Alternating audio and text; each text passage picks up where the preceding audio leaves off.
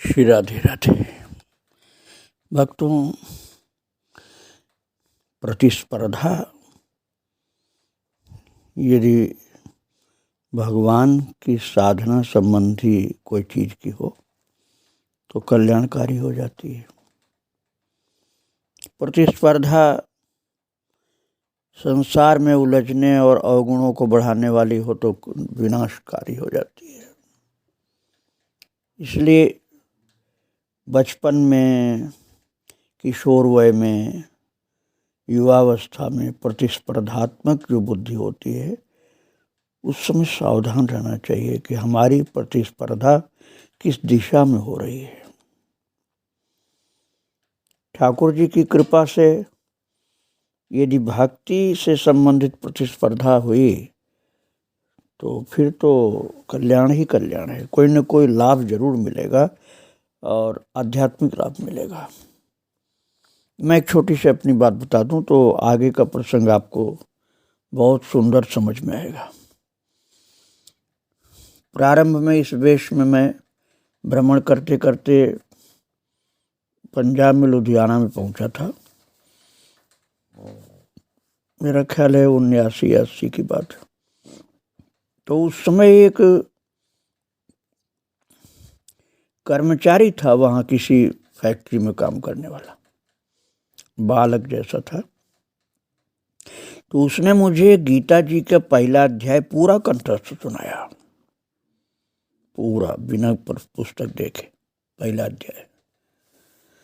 और महाराज मुझे उस समय आधा अध्याय भी नहीं याद था, किसी गीता जी के किसी अध्याय का आधा भी नहीं याद था। तो मुझे तो बड़ी झेंप लगी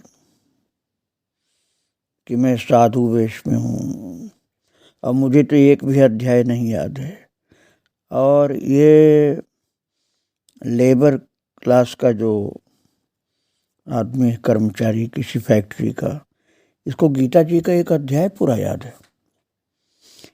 तो वो ग्लानि प्रतिस्पर्धा के जैसे रूप धारण कर लिया। और मैं तो यही समझता हूँ कि उसी समय मेरे अंदर गीता जी कंठस्थ करने की जागृति हो गई और प्रभु की कृपा से 6 महीने में ये कार्य संपूर्ण हो गया। संपूर्ण गीता जी भगवान ने कंठस्थ करा दी। यदि वो बालक जो था, कर्मचारी नया नया था बिल्कुल, यदि वो नहीं सुनाता एक अध्याय मुझको तो मैं शायद कभी भी नहीं गीता जी याद करता। ऐसे ही कुछ एक घटना घटी थी मामा जी के जीवन में, उसी को समझाने के लिए मैंने अपनी बात कर दी। भक्तों, बात ये थी कि जब वो बीकॉम की पढ़ाई कर रहे थे और उसी समय उनको एक रांची निवासी रामचरण भाला जी मिले थे जो भक्त हृदय थे। वो शुक संप्रदाय के आचार्य सरस माधुरी शरण जी के कृपा पात्र थे और भक्तों उन्हीं के सुपुत्रों के अध्यापन की सेवा मन्ना जी को मिली, जो बाद में मामा जी बनते हैं। तो मन्ना जी उन बालकों को लौकिक शिक्षा का ज्ञान देने लगे और बीकॉम में पढ़ रहे थे तो अपने पढ़ाई के हिसाब से अच्छी तरह से बच्चों को ट्यूशन प्रदान कर रहे थे।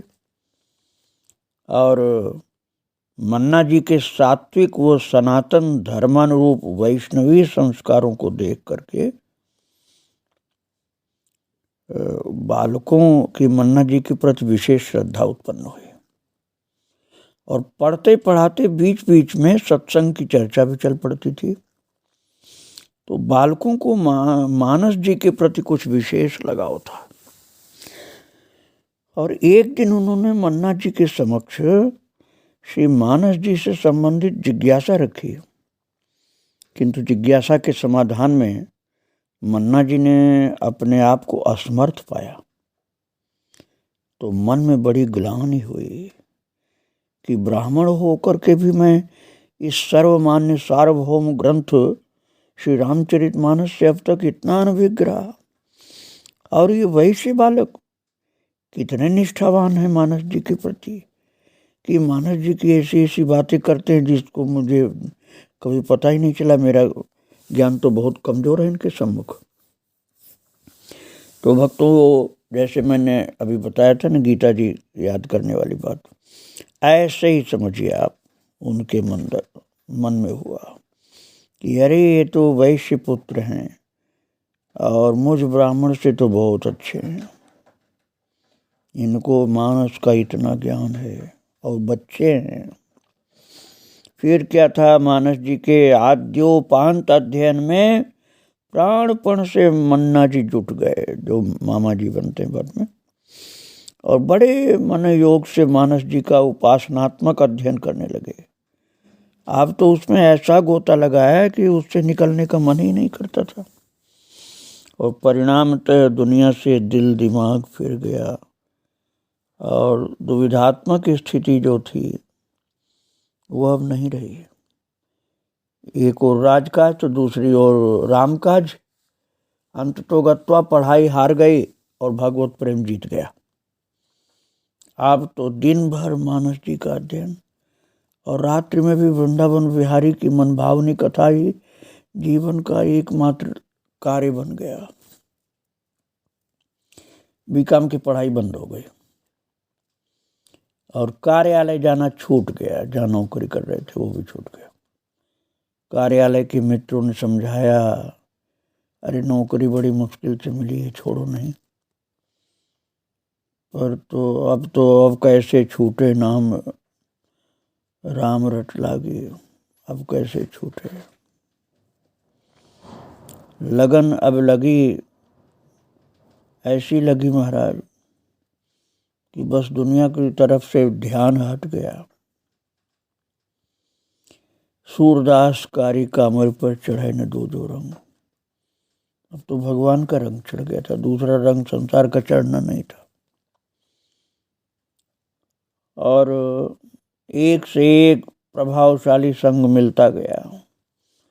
रास वालों का मिला था, फिर भागवत के कथा वक्ता का मिला, फिर मानस जी के इन विद्वान बच्चों का संग मिला जिनको पढ़ाते थे, जिनके ट्यूटर थे मन्ना जी। अब उन्हीं से प्रेरणा मिल गई और बिल्कुल डूब गए मानस में और कृष्ण भक्ति में। राम भक्ति कृष्ण भक्ति एक साथ दोनों प्राप्त हो गई। इस बारे में माता पिता को सूचना भेज दिया। पत्र प्राप्त होते ही घबरा कर माता पिता रांची पहुंचे और देखा तो मन्ना जी मानस जी को हृदय से लगाए नेत्रों से अविरल प्रेमाश्रु बहा रहे थे। और पुत्र की इस आध्यात्मिक भाव दशा को देखकर शुद्ध वैष्णव भागवत हृदय माता पिता को हार्दिक प्रसन्नता हुई। अचानक माता पिता को आया देख करके मन्ना जी अवाक रह गए। शालीनता पूर्वक प्रणाम करने के पश्चात आने का कारण पूछा तो पिताजी ने मित्रों द्वारा प्रेषित पत्र प्राप्त होने की बात कही और कहा, तुम गत दिवसों से शासकीय सेवा और अपनी शिक्षा में शिथिलता बरत रहे हो। नौकरी में कभी जाते नहीं, हाजिरी तक नहीं देते हो। अच्छी नौकरी सरकारी मिली थी, उसमें भी ऐसी स्थिति कर दिया है कि नौकरी छोड़ना ही चाहते हो तुम तो मन्ना जी ने भक्ति स्वरूपा माता का जो संकल्प था वो काम कर रहा था नंदर, उसी के हिसाब से बात की। रति हो अविरल अमल सी रघुवीर पद नित नित नई। उस सुमित्रा माता ने जो कहा है ना लक्ष्मण जी से, बिल्कुल वैसा ही अब तो माता पिता कोई नास्तिक तो थे नहीं, वो भी भक्त थे। उन्होंने देखा मेरा बेटा तो मुझसे आगे जा रहा भक्ति में। तो माँ ने भी कह दिया, मन्ना की माँ ने, कि हाँ बेटा खूब भजन करो, हम लोग भी वैष्णव हैं, अतः अपने इस वैष्णव परिवार से संबंध नहीं त्यागना है। और हृदय से पिताजी भी तो आह्लादित थे किंतु पिता का पितृत्व उसमें व्यावहारिक पक्ष भी देखने के लिए विवश कर देता था। इसलिए उन्होंने कहा भजन भी करो और व्यवहार भी संभालो। मन्ना जी ने कहा पिताजी एक और जगत दूसरी ओर जगन्नाथ, दो नावों में एक साथ पैर रखना कहाँ तक संभव है, ये तो मुश्किल है पिताजी। तो महाराज पिताजी तो भक्त थे ना, इसलिए पिताजी ने कहा बेटा जी ऐसी बात है तो काम छूट जाए तो छोड़ देना, पर राम को नहीं छोड़ना। कुछ दिन वहां रह करके माता पिता बक्सर लौट आए और माता पिता को मन में संतोष था कि बालक कुमार्ग पर नहीं सन्मार्ग पर है। ऐसा पागलपन तो किसी बिरले भाग्यवान को ही प्राप्त होता है, वो तो राम प्रेम में रोता रहता है, कोई गलत कर्म थोड़े कर रहा है, इसलिए हम उसको कैसे मना कर सकते हैं। मन्ना जी ने पूर्व की भांति सजगता पूर्वक अपने कार्यशैली को संभाला, किंतु भगवत कृपा मन्ना से कुछ और ही कराना चाहती थी, इसलिए नौकरी करना बहुत मुश्किल हो गया। और कुछ ही समय पश्चात ऐसा बानक बना जिससे प्रेम का रंग और गहरा हो गया। निकटस्थ वैष्णवों के साथ एक बार चैतन्य महाप्रभु जी का चलचित्र देखने गए।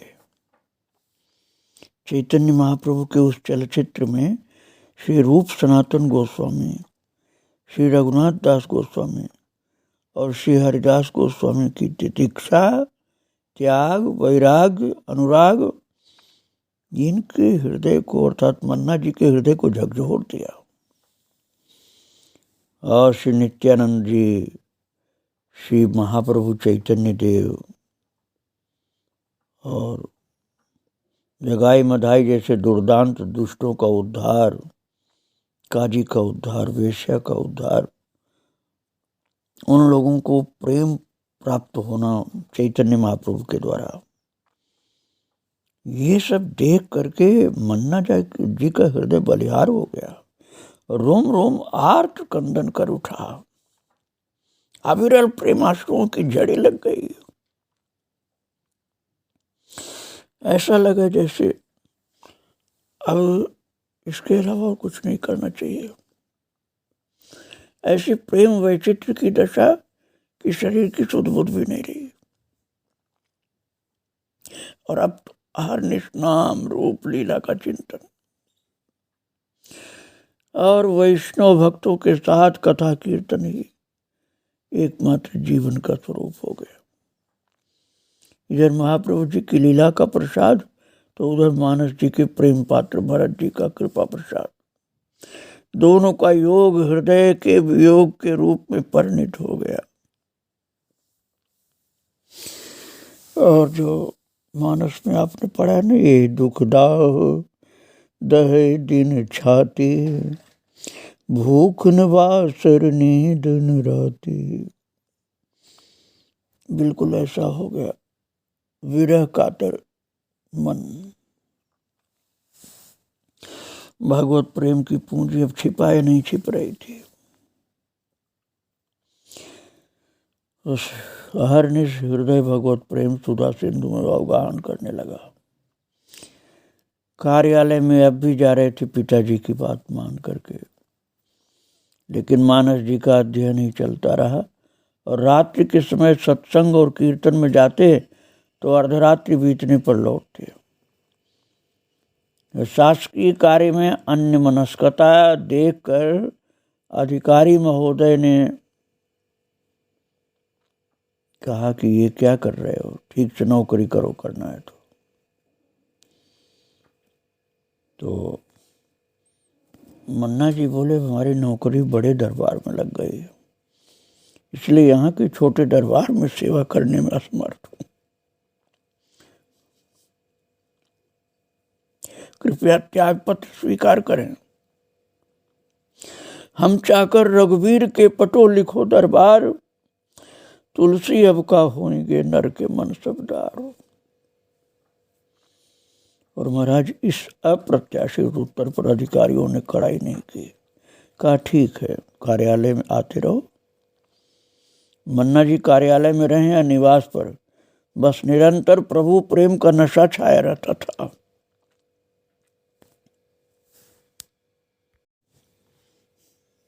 और भक्तों, ये हालत हो गई कि प्रभु के प्रेम का नशा छाया रहता, ऑफिस में भी कुछ काम नहीं करते थे।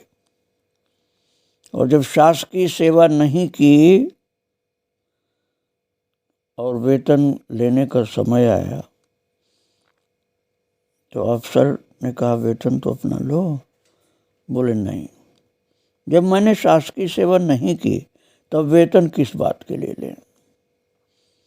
महापुरुषों की प्रत्येक क्रिया आदर्श का व्याख्यान होती है भक्तों। रोम रोम उनका सत्य से एकाकार रहता है। वेतन लेना अस्वीकार कर दिया। बोले मैं वेतन तब लेता जब मैं सरकार का काम करता। मैंने तो सरकार का काम किया नहीं, ऑफिस में केवल आ जाता था।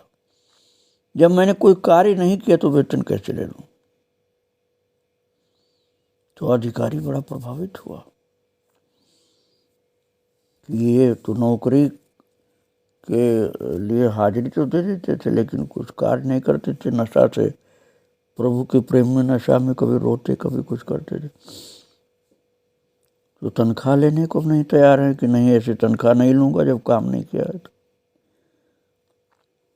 तो रात्रि में कीर्तन भजन में चले जाना, विलंब से देर रात में लौटने की प्रवृत्ति पर रोक लगाने का उन्होंने प्रयास किया। उस कॉलोनी में प्रवेश के 4 द्वार थे। उनमें से 2 दरवाजे बंद किए जाते थे, 2 खुले रहते थे। और मन्ना जी के कीर्तन में जाने के पश्चात तीसरा द्वार भी बंद कर दिया गया। चौथा द्वार जो सहज ही बंद हो जाता था, 3-4 व्यक्तियों के बल प्रयोग के बाद भी बंद नहीं हुआ। और जब अत्यधिक बल प्रयोग किया गया तो द्वार टूट गया। लोग सोच रहे थे कि इनको इस तरह से हम खुली छूट नहीं दें कि जब चाहें रात में आवें इतनी देरी से, लेकिन वो तो दरवाजा, वो द्वार टूट ही गया भक्तों, बंद ही नहीं हुआ। संभवतः पता नहीं था इनको कि द्वार बंद करने वालों से कुछ ऐसा हुआ है। बात ये थी भक्तों कि द्वार बंद करने वाले तो चिढ़ते थे कि ये बहुत देरी में रात को आते हैं, लेकिन भैया तो ठाकुर जी इनके हो गए थे अब, इसलिए द्वार बंद हुआ ही नहीं, टूट और गया वो। क्योंकि सर्वशक्तिमान परमात्मा जब इनके पक्ष में थे तो द्वार कौन बंद कर सकता था। इसलिए भगवान ने अपना द्वार सदा के लिए अनावृत कर लिया था इनके लिए। रात्रि के पश्चात ब्रह्म बेला में 3 बजे जब मन्ना जी घर लौटे तो द्वार खुला मिला और आकर अपने कक्ष में विश्राम किया। प्रातः सभी के आश्चर्य का ठिकाना नहीं रहा। इस घटना ने अधिकारियों की भी आंखें खोल दी। उन्होंने समझ लिया कि इनके साथ कोई चमत्कार तो अवश्य है। और भक्तों, इस प्रकार से रांची से पटना स्थानांतरण कर दिया गया कि घर के निकट रहने से पारिवारिक संबंध बने रहेंगे। और धीरे धीरे दिमाग इनका, ऐसा सरकारी लोग मानते थे, अफसर लोग, कि इनका दिमाग सही नहीं है, बिगड़ गया है, वो सुधर जाए तो घर के निकट रहें तो ज़्यादा अच्छा। और संसार के लोग तो प्रेमियों को पागल समझते हैं ना भक्तों। तो जो बिल्कुल भक्तिहीन लोग थे वो तो यही समझते थे कि पागल हो गया है आदमी। और सत्य है भक्तों, परम प्रियतम की झलक पाकर जो गल गया वही तो पा करके गल गया, पागल हो गया। और ये सबको कहाँ नसीब होता है भाग्य। ये प्रेम का नशा जो एक बार चढ़ता है तो कहाँ उतरता है, बढ़ता ही जाता है। और अब वही मन्ना जी को प्राप्त हो गया था। उत्तरोत्तर प्रेम बढ़ता गया, बढ़ता गया।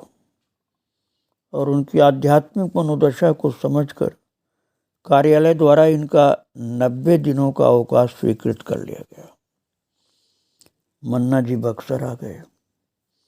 अवकाश समाप्त होने ही वाला था कि मन्ना जी को ज्वर आने लगा, बुखार। छुट्टी समाप्त होने पर ड्यूटी करने जाना था, लेकिन अब तो बुखार आने लगा, अब कैसे जाएं? फिर से अवकाश हेतु प्रार्थना पत्र भेज दिया। कार्यालय से अधिकारी ने चिकित्सकीय रिपोर्ट को प्रमाण रूप में मांगा। डॉक्टर ने रिपोर्ट बनाने के लिए रिश्वत मांगी कि इतना पैसा दो तो बना देंगे कागज। रिश्वत नहीं मिली तो लिखकर भेज दिया, स्वस्थ हैं। कार्यालय से पुनः पत्र आया, ज्वाइन करें नहीं तो नौकरी से डिस्चार्ज कर दिए जाओगे। मन्ना जी ने ज्वाइन नहीं किया। फलस्वरूप सदा के लिए अवकाश मिल गया और कुछ दिनों परांत फिर वो ज्वर जो था ना, बुखार, वो भी खत्म हो गया। और भक्तों, बक्सर में जो गांव इनका पांडे पट्टी में निवास के समीप एक भागवत प्रेमी सज्जन श्री रामचंद्र सहाय जी निवास करते थे। वे कीर्तन भजन में बहुत निष्ठा रखते थे। मन्ना जी उनके कीर्तन में सम्मिलित होते, शुद्ध बुद्ध खोकर कीर्तन करते। अब तो हृदय गुफा से प्रेमा भक्ति का स्रोत फूट पड़ा और प्रेमोन्माद की सी अवस्था होने लगी। नाम संकीर्तन कथा लीला में बाह्य संसार तिरोहित हो गया।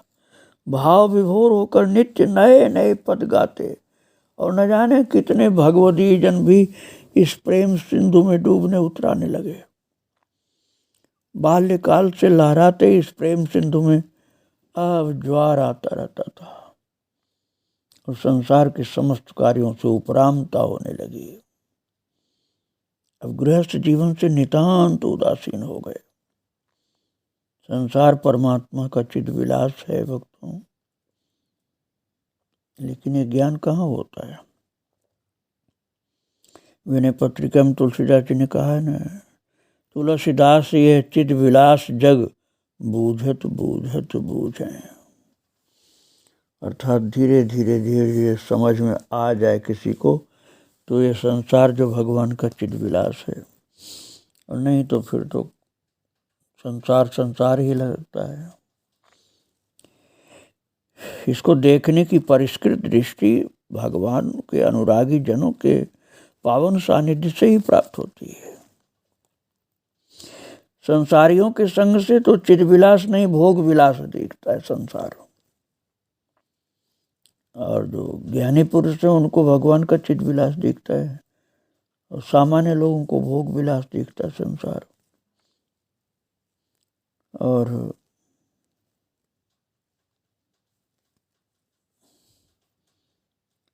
भक्तों, गया प्रसाद जी की चरितावली मैंने आपको 38 भाग में सुनाया है पहले, लगभग 3 साल पहले। वो कहा करते थे इस विषय में, बहुत जोर दे करके कहते थे कि प्रभु से रो रो कर प्रार्थना करो, हे राघव, हे कौशल्यानंद वर्धन, इस विषय में प्रभु से विनती करो कि आप अपनी अचल भक्ति दीजिए, अपने प्रेमियों का संग प्रदान करिए। हे कृपा सिंधु, मुझे और कुछ नहीं चाहिए, आप अपने संगियों का संगी बना दीजिए। भागवत धर्म के चतुर चातक समझिए।